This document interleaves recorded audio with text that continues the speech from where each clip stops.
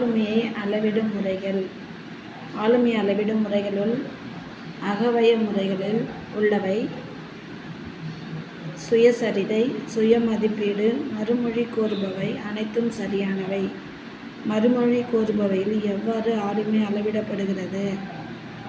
வினா, நிரல் மற்றும் மனப்பான்மை அளவுகோல், ஆளுமை பட்டியல்கள் மற்றும் பேட்டி, நாட்டுச் சோதனைகள் மற்றும் கவர்ச்சி பட்டியல்கள் அனைத்தும் சரியானவை. ஆளுமை அளவிட பயன்படும் புறவய முறைகள் எவை? அனைத்தும் சரியானவை.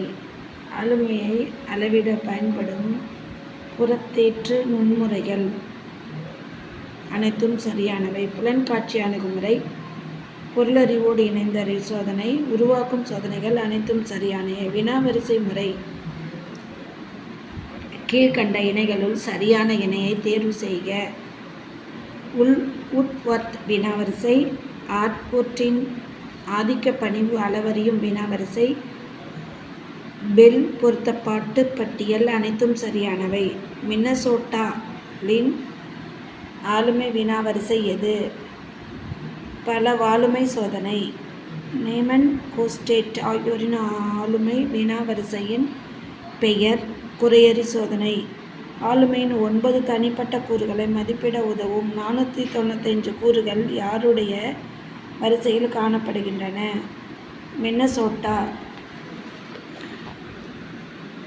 ஒருவன் நடத்தையை கூர்ந்து கவனித்தோ அவனை பேட்டி கண்டேன் அவனிடம் காணப்படும் ஆளுமை பண்பு கூறுகளை பற்றி அறிந்த பின்னர் அவற்றின் அளவை திட்டவட்டமாக தெரிவிக்கும் முறை தர அளவுகோல்.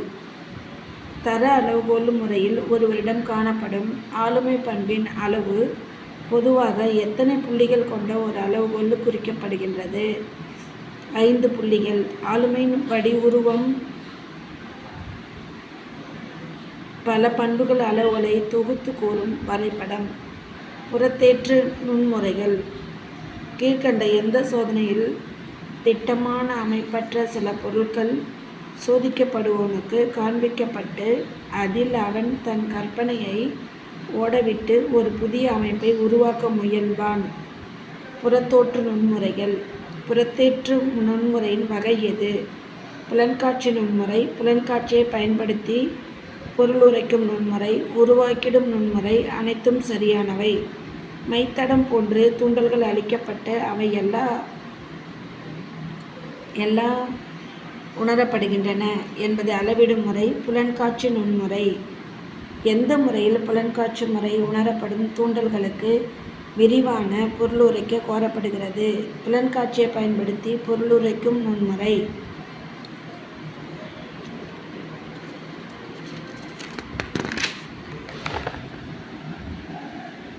கீழ்கண்ட எந்த முறையில் சோதிக்கப்படுவோரின் நடத்தை ஆராயப்படுகிறது? புலன்காட்சி நுண்முறை. உருவாக்கிடும் நுண்முறை. புறத்தேற்ற நுண்முறைகளில் முக்கியமானவை மைத்தட சோதனை, பொருளறிவோடு இணைதல் சோதனை, ரோர்ஷாக்கின் மைத்தட சோதனை. ஹெர்மன் ரோர்ஷாக் சுவிட்சர்லாந்து எந்த ஆண்டு மைத்தட சோதனையை தயாரித்தார்? 1921.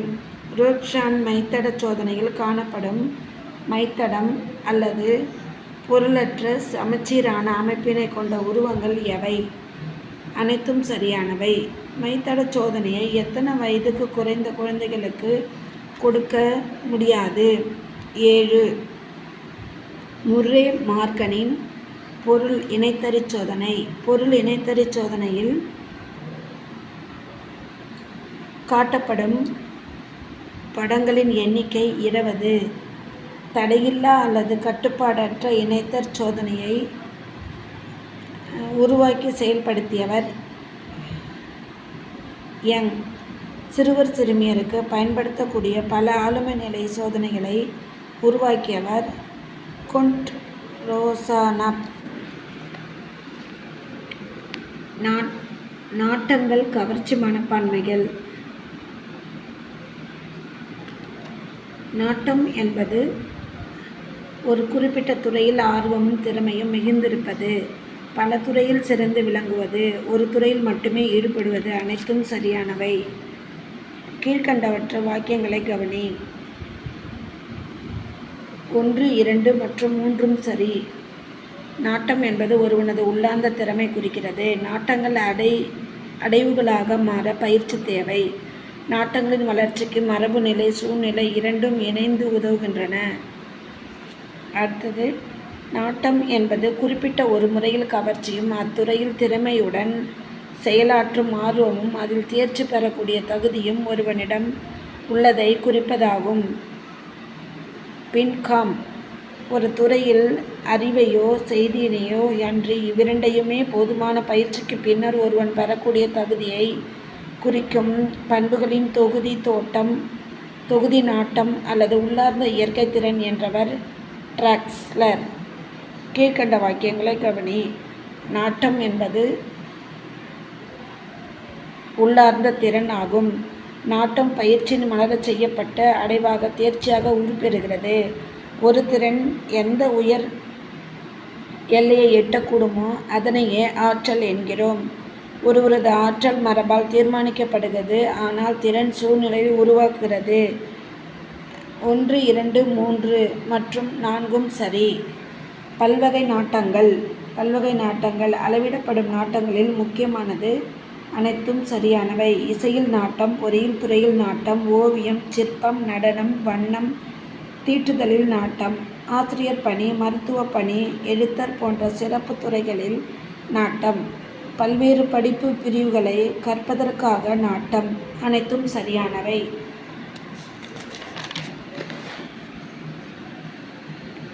குறிப்பிட்ட ஒரு தொழிலை அல்லது செய்திறனை கற்பதற்கு ஒருவரிடம் உள்ள இயற்கை திறனை அளவிட்டு கூற முற்படுவது நாட்டச் சோதனையாகும் என்றவர் ஹல்.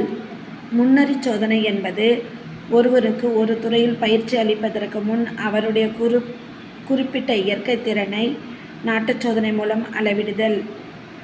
பயிற்சி அளிக்கப்பட்ட பின் கொடுக்கப்படும் சோதனை அடைவுச் சோதனை. ஒருவரது நிகழ்கால திறன் அறிவு அறியப்படுவது அடைவுச் சோதனை. நாட்டச் சோதனைகள் முன்கூட்டியே ஆற்றலை கணிக்கும் திறனை அளவிடுவதற்கான அடிப்படைகளை அளிப்பது அடைவுச் சோதனை.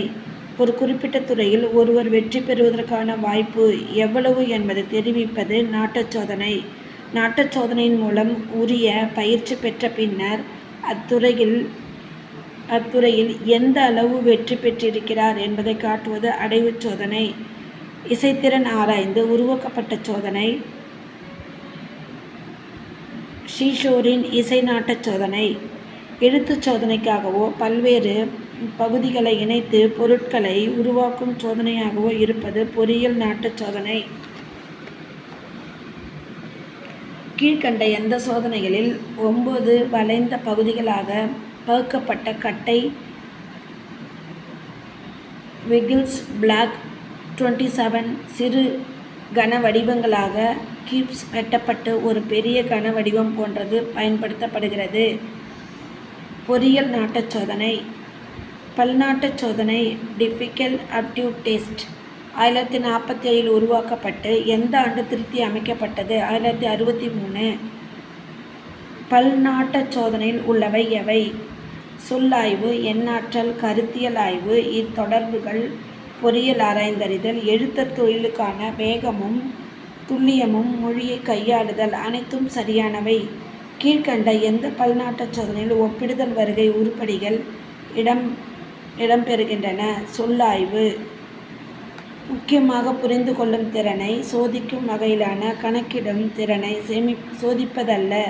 பல்நாட்டச் சோதனை எது? எண்ணாற்றல். கீழ்கண்ட எந்த சோதனையில் பிரச்சனை உள்ளடக்கிய உருவங்கள் தொடர்ச்சியாக தரப்படும்? கருத்தியல் ஆய்வு. காகிதத்தில் வரையப்பட்ட வடிவங்கள் குறிப்பிட்ட முறையில் மடித்தால் எத்தகைய முப்பரிமாணம் உள்ள உருவங்கள் தோன்றக்கூடும் என்று யூகித்து எழுத பயன்படும் சோதனை இடத்தொடர்புகள். குறிப்பிட்ட செயல்களுக்காக உதவும் மிக பொருத்தமான கருவியை குறிப்பிடுதல். பொறியியல் ஆராய்ந்தறிதல்.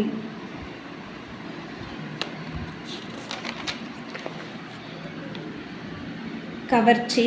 ஒரு பொருளுடனோ அல்லது ஒரு செயலிலோ முழுமையாக ஒருவன் ஒன்றி மோதல் என்பது அதில் அவனது கவர்ச்சியை குறிக்கும். கீழ்கண்ட வாக்கியங்களை கவனி. உண்மையான கவர்ச்சி 1, 2 மற்றும் 3 சரி. உண்மையான கவர்ச்சி ஒருவனது தேவைகளோடு இணைந்தது. சுய விருப்பத்தோடு ஈடுபடுதல் கவர்ச்சி அடிப்படை. கவர்ச்சியும் கவனமும் ஒன்றோடு ஒன்று இணைந்தது. கவர்ச்சி என்பது கீழ்கண்டவற்று எவ்வாறு வரையறுக்கப்படுகிறது? கவர்ச்சி என்பது ஒன்றில் விருப்பம் அல்லது ஒன்றினால் ஈர்க்கப்படுதல். சுடர் என்பவரது விருப்ப வரிசை. அனைத்தும் சரியானவை. பொறியியல், கணக்கிடுதல், எழுத்தற்பணி, பிறரை தன் கருத்துக்கு இணங்க வைத்தல் போன்ற உட்துறைகளுக்கான உருப்படிகள் இடம்பெறுகின்றன. ஸ்ட்ராங் என்பது தொழில் கவர்ச்சி பட்டியல் 1927ஆம் ஆண்டு வெளியிடப்பட்டு எந்த ஆண்டில் திருத்தி அமைக்கப்பட்டது? 1951. ஸ்ட்ராங் என்பவரது தொழில் கவர்ச்சி பட்டியல். அனைத்தும் சரியானவை. ஆண்களுக்கான 47 தொழில்களும் பெண்களுக்கான 27 தொழில்களும் பிரிவுகளாக அமைக்கப்பட்டுள்ளது. 17 வயதுக்கு மேற்பட்டவர்களுக்கான இப்பட்டியல் 400 உருப்படிகள் உள்ளன. பல்வேறு தொழில்கள், பள்ளிப்பாடத்துறைகள், பொழுதுபோக்குகள் போன்ற கூறுகளை சோதிப்பதாக அமைந்துள்ளது. மனப்பான்மை. ஒருவன் தமது சூழ்நிலை கூறுகளாக மனிதர்கள், பொருட்கள், கருத்துக்கள் ஆகியவற்றிலிருந்து கற்றலின் விளைவாக குறிப்பிட்ட துலங்களை நிகழ்த்துவதற்கு தயாராயிருக்கும் மனநிலையை குறிப்பிடுகிறது. மனப்பான்மை. மனப்பான்மையினால் பொதுவாக கண்டறியப்பட்டுள்ள அம்சம் எது? அனைத்தும் சரியானவை. மனப்பான்மையில் சிந்தனை கூறு என்பது எதனை குறிக்கிறது? நம்பிக்கை. ஒருவரது எண்ணத்தை பிரதிபலிப்பது நம்பிக்கை. மனப்பான்மையில் உணர்வு கூறு என்பது எதனை குறிக்கிறது? மதிப்பு. ஒரு பொருளால் கவரப்படுகிறோமா அல்லது நடுநிலை நிகழ்கிறோமா என்பதை சுட்டி காட்டுவது மதிப்பு. நமது நடத்தை தோன்றுவதற்கான தயார் நிலையை குறிப்பது தயார் நிலை. நமது பல்வேறு மனப்பான்மைகள் குழந்தை பருவத்திலேயே தோன்றி கீழ்கண்ட எவற்றால் நிலைத்து விடுகின்றன? அனைத்தும் சரியானவை. கீழ்கண்டவற்றில் எது மனப்பான்மை தன்மை அல்ல? மனப்பான்மை என்பது பொருள், மனிதனிடையேயான மனரீதியான தொடர்பு. மனப்பான்மை கற்றல் அனுபவத்தால் ஏற்படுபவை. மனப்பான்மை ஊக்கம் மற்றும் மனவெழுச்சியோடு தொடர்புடையவை. அனைத்தும் சரியானவை. அபிப்பிராயம், சார்பெண்ணம் மற்றும் தப்பெண்ணம். அபிப்பிராயம் என்பது ஒரு வார்த்தையின் மூலம் வெளிப்படுகிறது என்பது அவற்றை நேரடியாக அளவிட முடியும் என்றவர் ரோஸ்னோ ராபின்சன். ஏ மற்றும் பி சரி.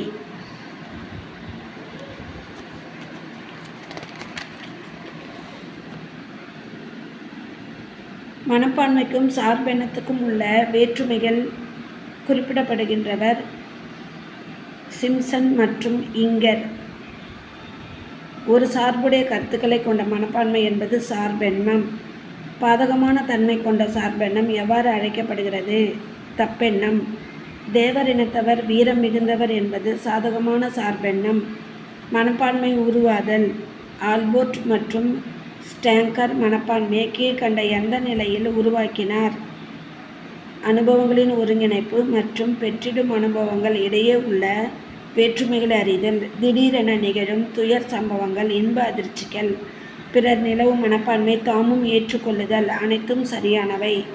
ஒருவரது மனப்பான்மை உருவாதல் ஆதிக்கம் செலுத்தும் காரணி எது? தனியால் சார்ந்த காரணி, சுற்றுச்சூழல் இடம்பெறும் காரணி. தனியால் சார்ந்த காரணிகள் எவை? அனைத்தும் சரியானவை. உடல் வளர்ச்சி, அறிதிறன் வளர்ச்சி, ஒழுக்க வளர்ச்சி, மனவெழுச்சி வளர்ச்சி, சமூக வளர்ச்சி. சுற்றுச்சூழலில் இடம்பெறும் காரணி எது? ஏ மற்றும் பி. மனப்பான்மை அளவிட பெரிதும் பயன்படுத்தும் முறை ஏ மற்றும் பி சரி. பொருத்தப்பாடின்மை, நெறிப்பிழை நடத்தை, மனநலம். நம் மனம் கீழ்கண்ட எந்த நிலையில் செயல்படுகிறது? அனைத்தும் சரியானவை. நனவு பகுதி அல்லது நனவு நிலை, அடிமன நிலையில் நனவின நிலை, துணை நனவு நிலை அல்லது இடை மனநிலை.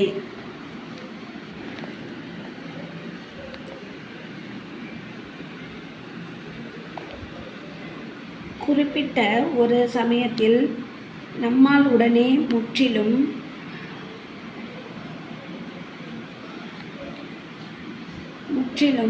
உரைக்கக்கூடிய அனுபவங்கள் மனச்செயல்கள் ஆகியவை கொண்ட பகுதி நனவு பகுதி அல்லது நனவு நிலை. மனத்தின் 3 பகுதிகள் மிகச் சிறியது நனவு பகுதி அல்லது நனவு நிலை.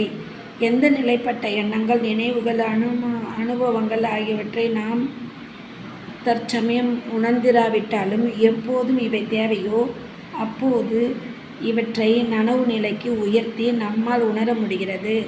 துணை நனவு நிலை அல்லது இடைமன நிலை. நமது பண்படாத ஊக்கங்களும் வெற்றி கிட்டாமல் நசுக்கப்பட்ட மனவேட்சிகளும் முயற்சிகளும் எந்த பகுதியில் குடிகொண்டுள்ளவையாக கருதப்படுகிறது?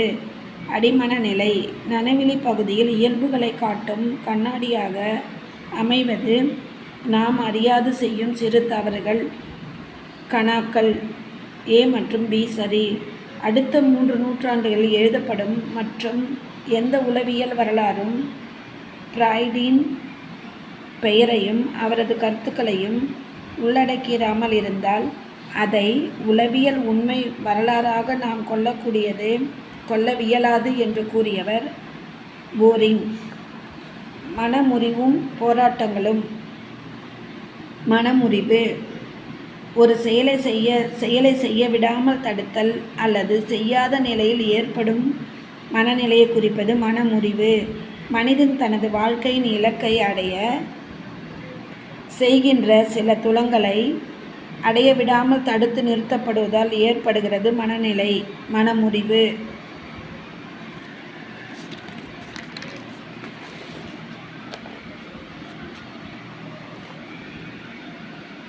துலங்கள் கீழ்கண்ட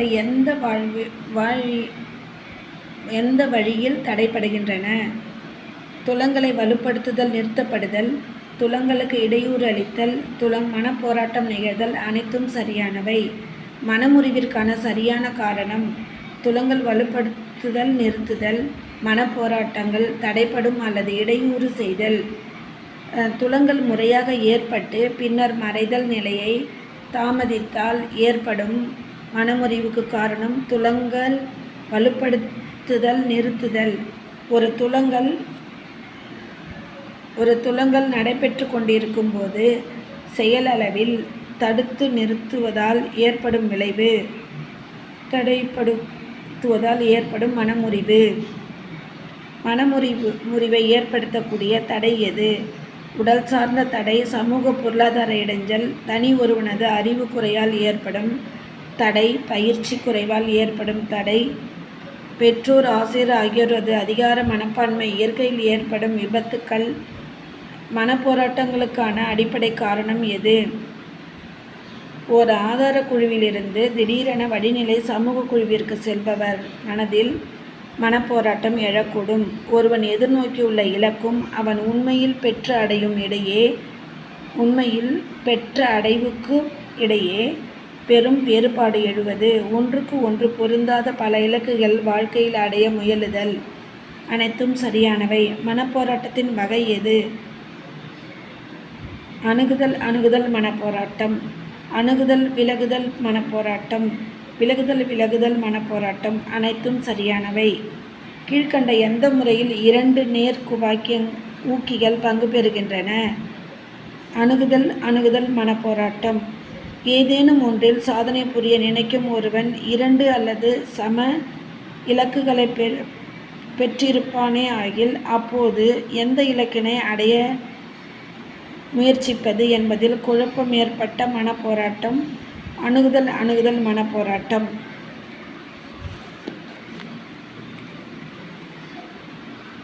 கீழே கொடுக்கப்பட்டுள்ள படம் எந்த மனப்போராட்ட சூழ்நிலையை விளக்குகிறது? G+C G+. அணுகுதல் மனப்போராட்டம். தேர்வொன்றில் கேட்கப்பட்ட 2 வினாக்களுக்கு இடையே விடை நன்கு தெரிந்திருந்தால் அவற்றின் எதை தேர்வு செய்து விடையளிப்பது என்பதில் குழப்பம் ஏற்பட்டு தோன்றும் மனப்போராட்டம் அணுகுதல் மனப்போராட்டம். கீழ்கண்ட எந்த முறையில் நேர் எதிர் ஊக்கிகள் பங்கு பெறுகின்றன? விலகுதல் போராட்டம். டிபி நோயால் பாதிக்கப்பட்ட ஒருவன் உடனடியாக புகைப்பிடிப்பதை நிறுத்த வேண்டும் என்ற அறிவுறுத்தலுக்கு ஆட்படும்போது கீழ்கண்ட எத்தகைய மனப்போராட்டம் ஆவான்? விலகுதல் மனப்போராட்டம். கீழ்கண்ட வரைபடத்தின் மூலம் எத்தகைய மனப்போராட்டங்களை பற்றி அறியலாம்? G, C, G plus, G minus, லாஸ்டில் ஜி ப்ளஸ். அணுகுதல் விலகுதல் மனப்போராட்டம். இரண்டு எதிர் ஊக்கிகள் சம வலிமையுடன் செயல்படும் நேரங்களில் எதை முதலில் தவிர்ப்பது என்பது குழப்பம் ஏற்பட்டு மனப்போராட்டம் தோன்றுவது விலகுதல் மனப்போராட்டம். கணக்கு பாடத்தில் வீட்டு ஒப்படைகளை செய்யாத மாணவன் பள்ளி சென்றால் தண்டனை கிடைக்குமோ என்று பயப்படும்போது பள்ளிக்கு செல்லாமல் இருந்தால் பெற்றோரிடம் அடி உதை கிடைக்குமோ என்று எண்ணி குழம்பும் போது உண்டாக்கும் மனப்போராட்டம் விலகுதல் மனப்போராட்டம். இரண்டும் கெட்டான் நிலையில் இருப்பவனது மனப்போராட்டம் விலகுதல் மனப்போராட்டம்.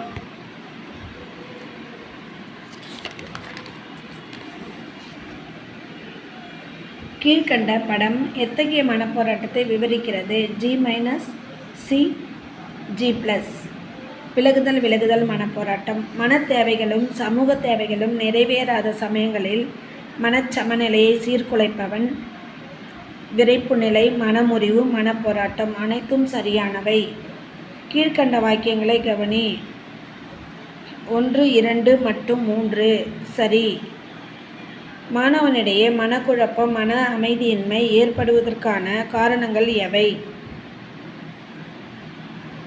வயது வந்த மக்களிடையே காணப்படும் மனமுறிவு, மனப்போராட்டம், ஏழ்மை நிலை, வேலையில்லா திண்டாட்டம், மதிப்பு தரம் குறைதல், கல்வி முறையில் உள்ள குறைபாடுகள், ஆசிரியர் மாணவர்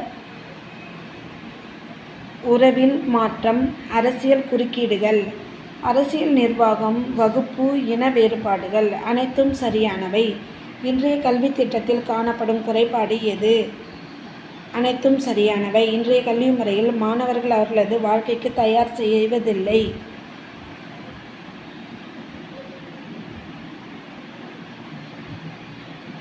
தேசிய இலக்குகளையும் நோக்கங்களையும் பிரதிபலிப்பதாக அமையவில்லை. அறிவு வளர்ச்சி முக்கியத்துவம் கொடுக்காமல் பட்டத்திற்கே முக்கியத்துவம் கொடுக்கின்றது. அனைத்தும் சரியானவை.